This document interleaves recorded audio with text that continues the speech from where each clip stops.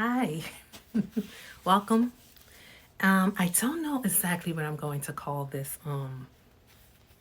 title, this YouTube video, but I'm pretty sure before the end of it, I'll have a name or a title for it. But I'm going to really, it's about trusting and obeying God's word. Expensive lesson, but nevertheless, a lesson that was worth learning in my journey. About 15 years ago, well, before 15 years ago, when I was about 18, I already knew I was going to be a hairdresser since I was a small girl. I did hair through high school and everything like that. So that prepared me for, I loved it. So that's what I wanted to do. I went to hair school. But about 15 years ago, I was working in a particular salon. Did I say 15? My God, has to be 2 decades ago, about 20 years ago. I was working at a salon with a wonderful, wonderful owner. And back then, everybody wanted to be a salon owner.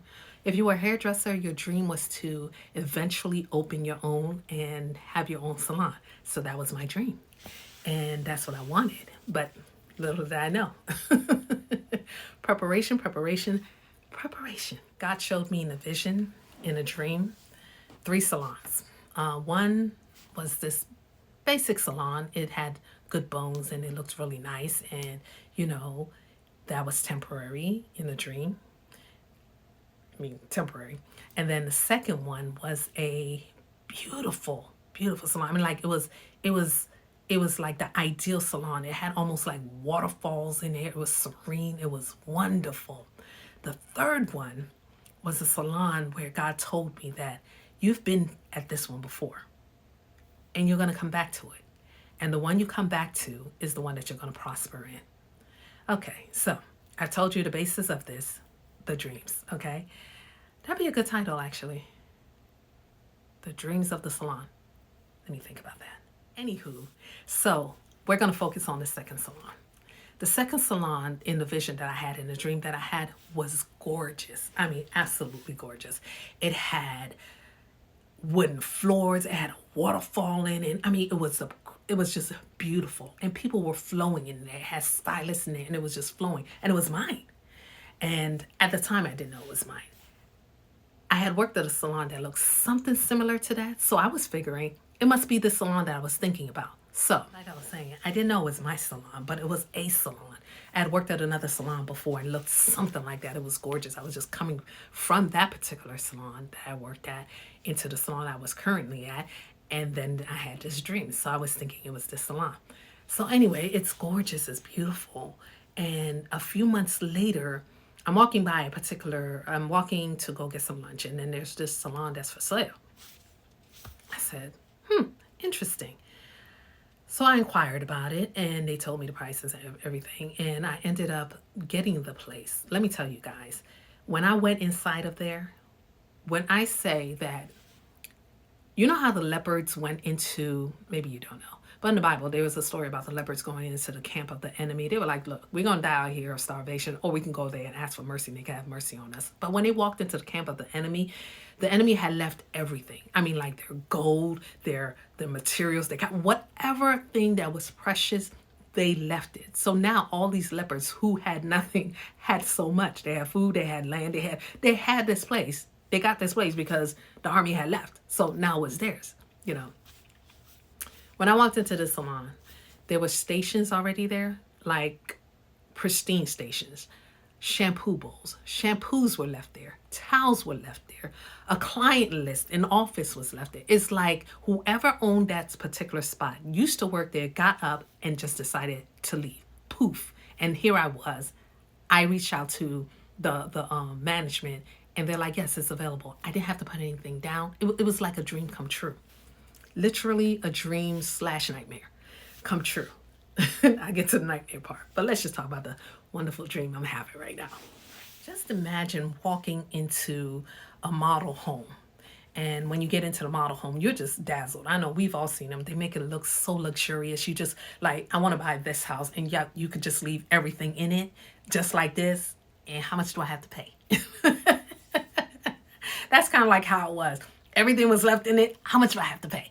And come to find out, I have to pay that much. But anyway, So I went into this place, and the Lord told me to go. Asked to go to the door. I went to the door one day before I got the property. I would go to the door, lay hands on it, and just pray over it, and be like, "This is mine in Jesus' name." And the Lord was like, "It is yours. We're going to be partners in this." And God was saying, "We," as in He and I, we're going to be partners in this thing.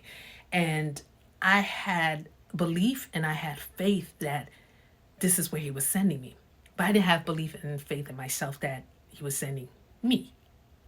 I believed God for the place, but I didn't know if I could do it. You know what I'm saying? Sometimes we forget that when God calls you, He's already made the provision for the vision. Anyway, that's another story.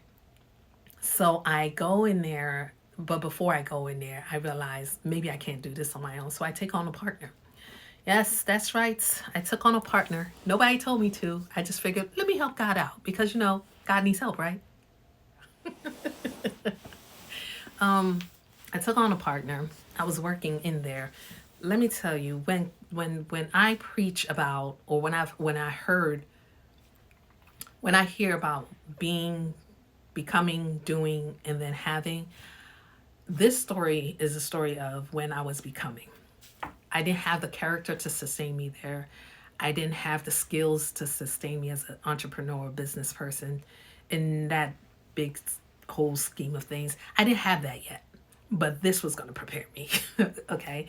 So one day we're in there, and I've done promotions, and I'm having kind of an issue with the person I chose as a partner. It just didn't go well. It didn't go well. And so it was one of those things where I was like, I don't want to be partners anymore. I want to do this on my own, and you can go. And that wasn't a good way to handle it. I handled it really, really badly. And in retrospect, that was another learning lesson towards building character and figuring out how to deal with people and how to speak with people that you work with or are in partnership with. But anyway, it didn't work out with her. So here I am on my own, and I was doing promotions for the salon. I was getting new stylists in. They were coming into work, and you know, we had a full function salon. We had stylists. I didn't have to buy products. Products were already in there. I mean, products like for sale and products that we could use on people's hair were already in the salon. I didn't have to purchase any of those things. They were already there. Can you imagine? So I had a whole staff. I had a receptionist. I had all these people in there, and my business skills wasn't that great. I didn't go to business school. I knew about accounting. I did go to school for accounting because, my parents wanted me to go to school, but that's anyway. So I did know about accounting this much. And then I was running promotions. We had sales going on, and the book was filled. And this is like about 2 months into it. And again, I wasn't doing well with the books and so forth and so on. And then one day, I'm standing in the front of the salon. Imagine like a beautiful sunny day. We have a full book. It's a Friday. I know it's a Friday, and I'll tell you why I know it was a Friday. It was a Friday, and we had people on the books. The books were filled, waiting for the clients to come in, so forth and so on. And I look up, and I see this man walking in with 2 police officers behind him and like a moving crew, like 4 other people behind them. They walk into the salon, and long story short, told me I had to get out, that I had to close up and I had to leave. I hadn't taken care of what I needed to take care of concerning the payments on the building. I had, like previously, a couple of days before, the lease owner was like, "You're behind and you need to pay something." And I was just like, "Okay, well, I'm going to send something. And I did send him something. It wasn't a full payment, but I sent it anyway. And I was like, this is what I have. Let me send it. Maybe he'll let me stay a little bit longer. I did know that eventually, maybe we could negotiate and, work out something. But no, we didn't negotiate anything. The sheriffs were there, and they were like, "It's time for you to go, get your stuff, pack your stuff, and get out." And this is in the middle of the afternoon, a sunny afternoon, a Friday where I had clients sitting in chairs and people still coming in, a Friday where people had prepaid for promotional sales that I had going on, and they were on a book. And again, prepaid. So they're expecting to come to a salon either that day, next week, whatever. And here I was getting ready to get kicked out by a sheriff, two deputies, two sheriffs, this man, and these movers. And my staff of 4 looked at me, and I had nothing to say. I could only explain to you or describe to you the way that my heart was beating so fast. Not only was it beating so fast, it felt like it was beating and then it dropped to the pit of my stomach after I had asked this man, can we please just stay till the end of the day? And he said no. I was embarrassed. I was overwhelmed. I didn't know what to do. So we had to grab anything that we could, working utensils and all that stuff. So, and was put out on the sidewalk in a major shopping center. In a major shopping center, and we were put out. And here we are on the sidewalk with clients with capes still on them and a staff with whatever they had, because they were going to lock the doors. And when they locked the doors, we couldn't get back in. There was no way of like, okay, let me call the owner, let us get our stuff, and then, we be done with it. No, it was like, grab what you can. So technically, he probably did this to the last person because all that stuff was still in there. Come to think of it, yeah, he probably did. Yeah. But so we had to leave, and we were on the sidewalk, and I just thought to myself, this has got to be the worst day of my life. Now, the day was sunny. It began sunny. When we were getting put out, clouds started to form, and then it started drizzling. You heard me. It started to rain. I'm out, my clients are out, my people are out on the sidewalk, and clouds form and rain starts to fall. Perfect. Just perfect. I had my car. I told the young ladies that were with me, please, everything that you have, if we can, put as much as what we can in each other's car. Around the corner was a storage unit. I drove to the storage unit, and I paid for a storage unit and said just load it up and put everything in there. And I told them to just go home, gave the clients, I told them, got their contact information. I was going to give back their money, and I still had to pay my staff from the week before, their commissions. But by this time, I had sent everything to the owner of the property. So I didn't have much in there, but I had some.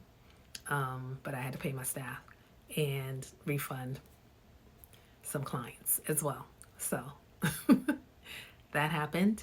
We put everything into storage, hustle and bustle. And I told them, just go home. I'm going to give you guys a call.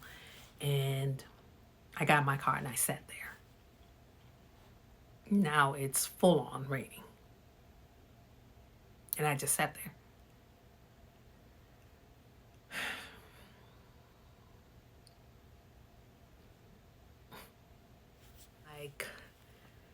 Like I felt like, Lord, why did you do this to me? Why did I come here and do this? And for this to happen, I didn't say it out loud. I dare not say it out loud to God. But I thought it, and I felt that in my heart. So I had prayer night service that night at my church. So I sat in the car.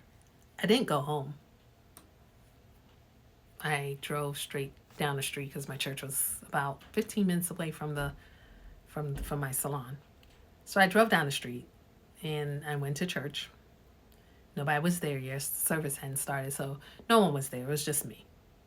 And I sat in a car for a little bit longer, and I wanted to cry, but I couldn't. For some reason, the emotions, it was fuming in the back of my eyes. I remember, because it was just fuming in the back of my eyes. And I did not know what to do. And no tears would come out. So I went inside the church. I got inside. I went inside the church, and then I sat in the front row of the church. Again, nobody was in there and the lights were on because service was going to start in like about an hour. And I'm a worshiper. I was a worship and praise leader in my church as well. So I got up from the seat and I just started to dance. Danced, and danced. I could do nothing else but dance and cry. I danced. I don't know how long I danced, but I danced till I cried, till I had enough snot running down my face and my nose. Just all it was nothing cute about this cry. It wasn't. If whoever would have came in would have just been like, what someone died.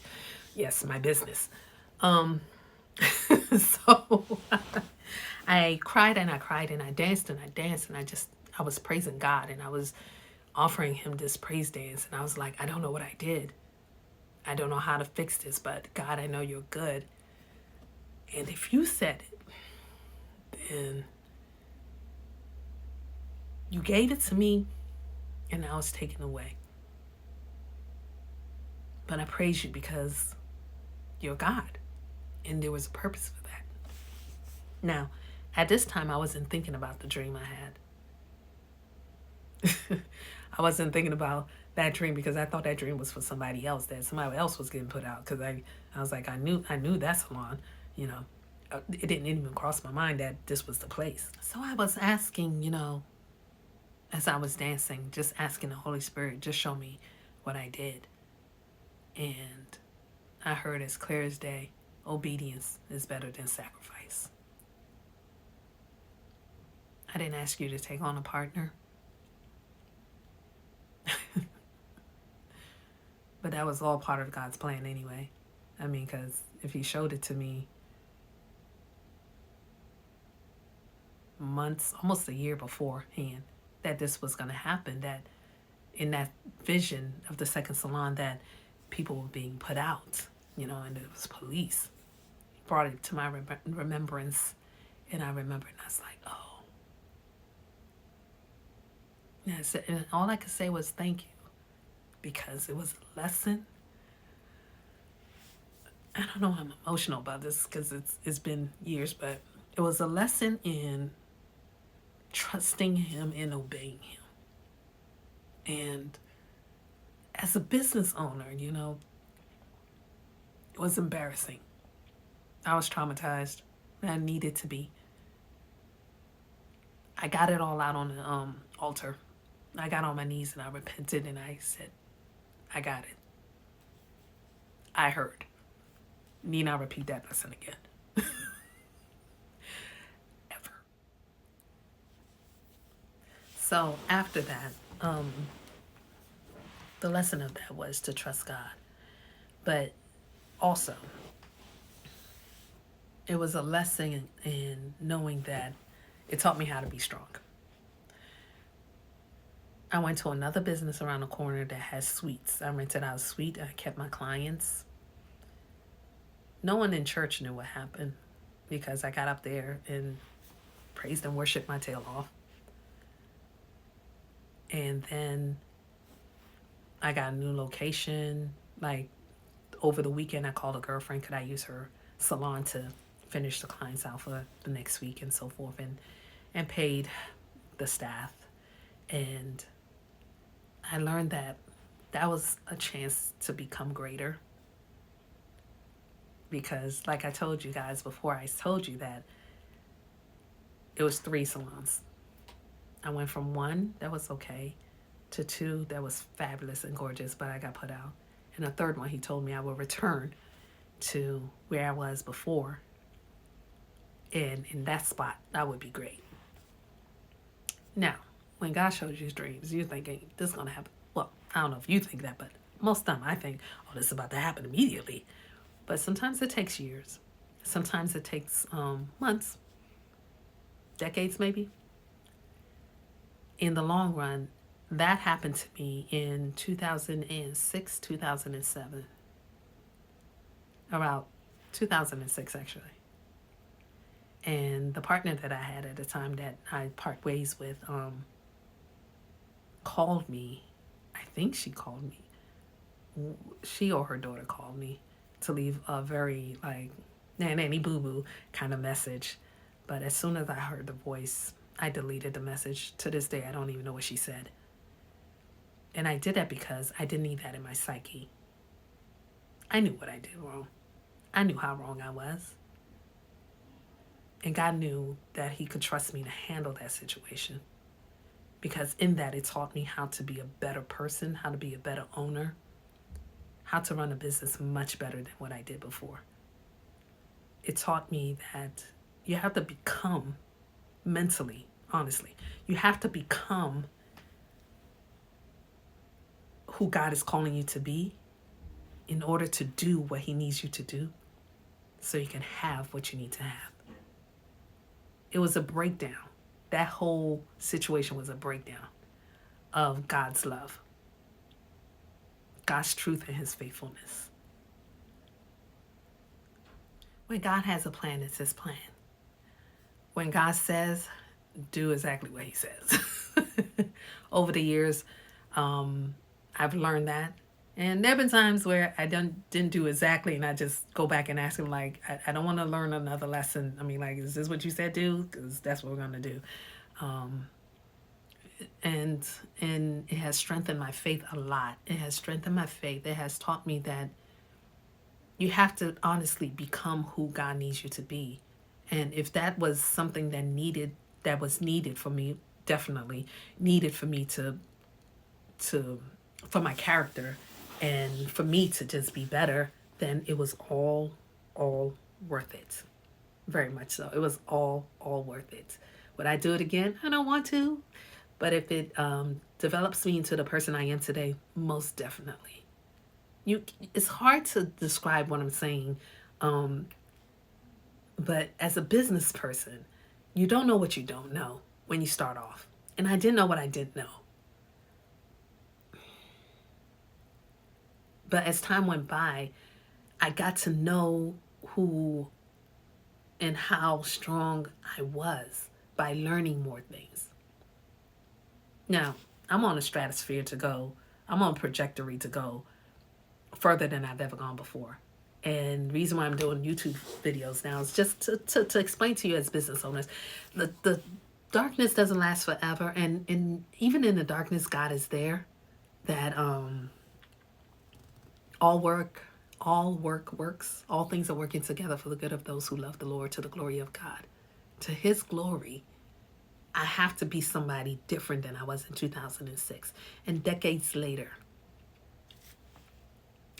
salon number 3. I'm going to tell you all about it in the next video. And what levels,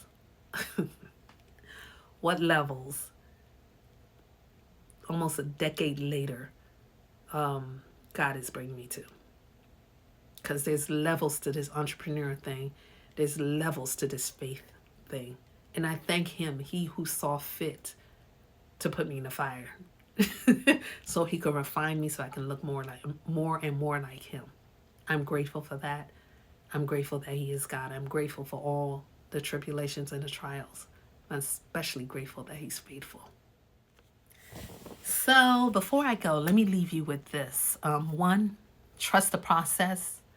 2, first of all, 1, be yielded to be used. Be yielded to be used. And when I say yield, I don't mean just not do anything, but wherever where God is leading your feet or ordering your steps to go, be yielded. For every situation, just ask Him, is this you? Is this not you? Teach me. Whether through books, whether through a community, whether through whatever it may be yielded to God, because He will teach you and prepare you. You know what I'm saying? Just like David, when he killed the bear and the lion, it was preparation for Goliath. You understand? Okay. 2, trust the process. Trust it, trust it, trust it, trust it. Trust it, trust it, trust it, trust the process. And 3, stay in the process. You're going to be tempted to quit as an entrepreneur. You're going to be tempted to quit plenty, trust and believe, plenty of times. But yield, trust the process, stay in the process, and just believe and have faith. Believe and have faith that he who has called you, who has given you a vision, has made provision, and that he will bring you through. So I'm on this journey on my way to being a billionaire, and I'm sharing with you what has happened in the past, because I can look at it now and see. I could look at it before even now, but I see the process and where it's leading me to, because I'm gonna need to have that tough skin in order to be a billionaire and to get to where God is calling me to. So I'm gonna see you guys at the top, but y'all watch the process. We're gonna talk about it, every last bit of it. Look at the bad, ugly. We're gonna talk about it. All right. I am Evelyn the Pusher. Thanks for hanging out with me, and I can't wait to see you on the next video to talk to you guys about the 3rd salon, Vision Realized. All right, talk to you guys later.